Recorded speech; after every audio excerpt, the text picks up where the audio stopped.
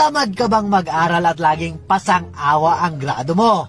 O huwag kakalimutan ang payo ni PRRD para sa'yo. Kung masyado mag-aral, makapasa ka lang 75. Okay na yan, 76. Iyang 77, 78, 79, 80, hindi mo na kailangan yan. Kahit 75 lang, okay na yan. Oh. Sabi ng nanay ko, paano man tayo anak? Sabi ko, sige lang, ma. Total, kung bigyan mo ako 78, anuhin ko mayang sobra? 75 bang kailangan ko para makaakyat ako? Bakit papagurin mo pa ako ng 90? Ilang sus mo. Tingin dito. Kailangan ko ng sundalo. Ready kayo? Ay, sagot, anak ng... Ready ba kayo magsundalo? Sinong gusto mag-PMA? Philippine Military Academy. Ulit. Sinong gusto magsundalo? Magpakamatay sa bayan. Pagpumatay sa bayan. Ano mo, bakit may spring yung kamay ninyo pag ganun-ganun? Sino lang yung gusto mag-asawa na wala trabaho? Walang kwentang Pilipino yan. Maganda Mr. Duterte. Yes, ma'am. You ever overheard on a certain incident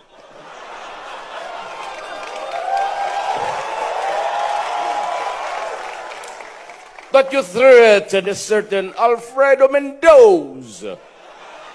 Kala mo na sa simbahan ka, nag-i-echo eh. Alfredo Mendoza. And what is really reprehensible is that 2 days after you threatened Mendoza, he was found dead with a gunshot wound in the head. What the hell is happening to your city? So, ambot.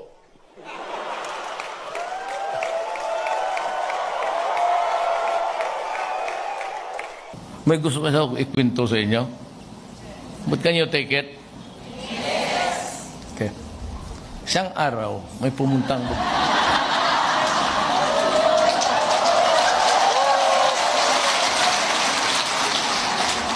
Alam ito nila, isang araw, umabot yan sa inyo, may babaeng dumating, stewardess ng Katay.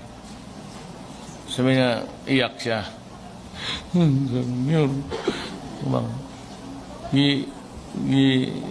Iiwanan ako, ipabuntisan ako, tapos sumama ng isang pulis sa Region 12. Alam niyo to?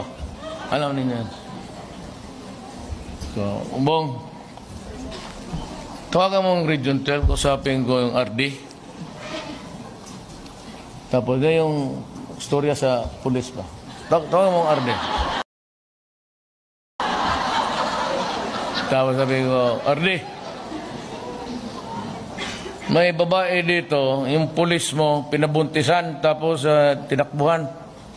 Sabi ko, ayusin mo to. Pakasalan niya. Tartado yung pulis. Pakasalan niya. Siguro, may kumpiyansang buwang kay Gapa, tapos, abroad. Kaya, papuntay mo lang dito. Papuntay mo dito, Mayor. So, sige ha. O, ito yung pangalan. Ato nga to sa RD, sa regional nila. Diba? Sumbong ka doon. Ayusin. Pakalimutan ko na yun. Pasyal ako ng asawa ko. Anak ko dyan sa Obrisa. Pagdating namin dyan sa yung coffee, famous coffee sa kanto, palabas na gate. Palabas na, Mayor! Naka-shorts. Naka-shorts. Tapos sabi ko, sino kung gagang to? Hindi na po ang asawa. Sabi niya na, yun yung, kumusta? Okay ako, Mayor. Nagpakasal na kami. Sino yung pulis? Nandyan? Ito hindi.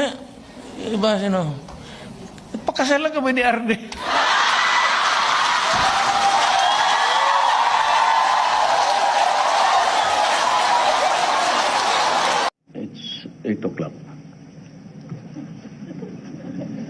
Si Irap naghihintay na yung buang birthday niya ngayon eh. Sabi niya, punta ka talaga ha. Kasi, tapos noon sabi niya, wala yan si Duterte, ano yan? Low class lang yan, ano yan, style niya, pagka ano. Ngayon, balik kita sa kulungan.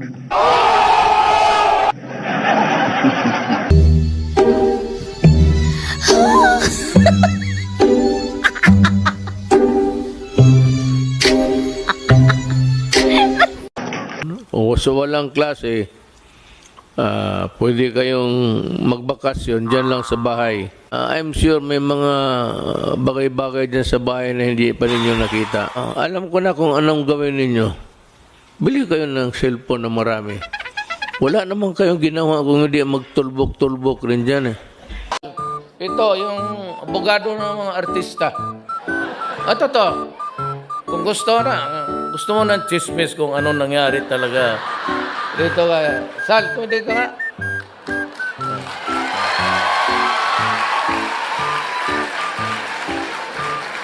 Itong si Sal, hardworking. Yumaman lang ito sa mga away ng mga artista. Yung mag-asawa, yung magkakaso-kaso. Ako po ay ordinaryo lang, kagaya ninyo. 75, 76, ganun lang yan. Hindi naman masyado ako nagmamadali kasi I finished my high school 7 years. Sabi ng nanay ko, Rodrigo, matapos ka kaya? High school? Sabi ko, wala man tayong pagmadalaan dito sa buhay na to. Sige lang, bilyar. Minsan nahuli pa ako ng nanay ko, yung talagang takot, pinalo sa... Ganon-ganon ang Kaya yung nanay ko kung buhay ngayon, i-demanda ko ng child abuse. I tell you, I guarantee you, natuto ito sa akin. Pati nga yung style sinunod. He is very, pati babae, dalawa rin yung kanyang ano.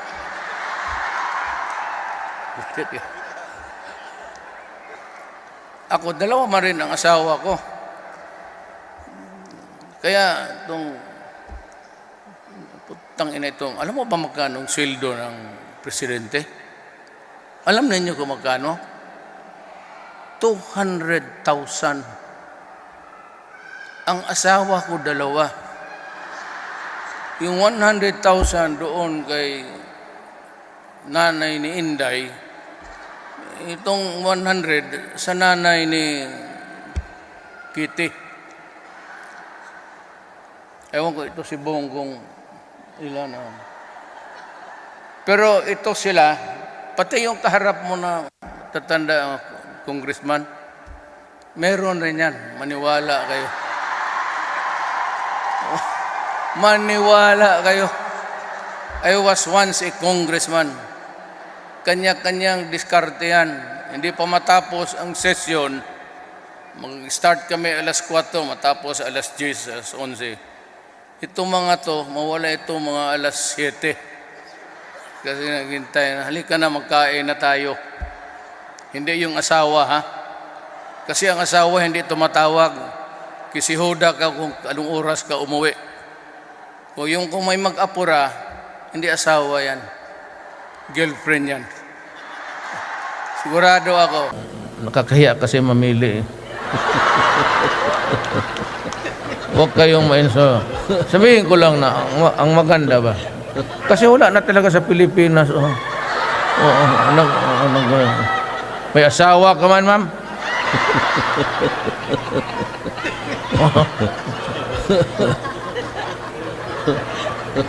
Ma'am, pakialam ko nandoon ka sa Pilipinas. Ako minsan, pag wala nang pili yan.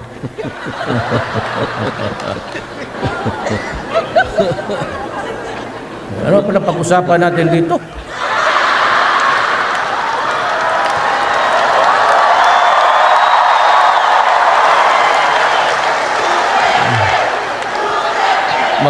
Maganda na ang buhay ninyo. Taga saan ka, ma'am? Bukidnon? Hulak ka. May asawa ka na? Totoo ka? Hindi, totoo ka. Kung gusto mong umuwi ngayon, malaki yung aeroplano. May bakante ka. Totoo ka, taga Bukidnon ka? Sa Malay-Balay? Manolo Portich. Nanalo ako sa Bukidnon, ma'am. Laki ng panalo ko?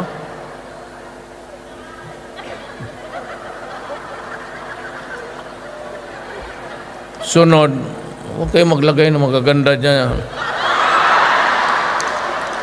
Nawawala ako sa plano kong salita.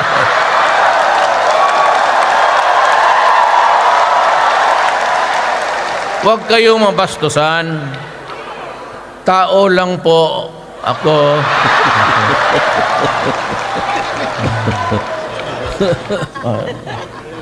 Sunod na ganito yung maglabas, idaan mo yung passport sa akin. Kay huwag ka na lang pumunta doon, ma'am, dito. Totoo. Babay na lang kayo, mag-usap pa kami ni ano.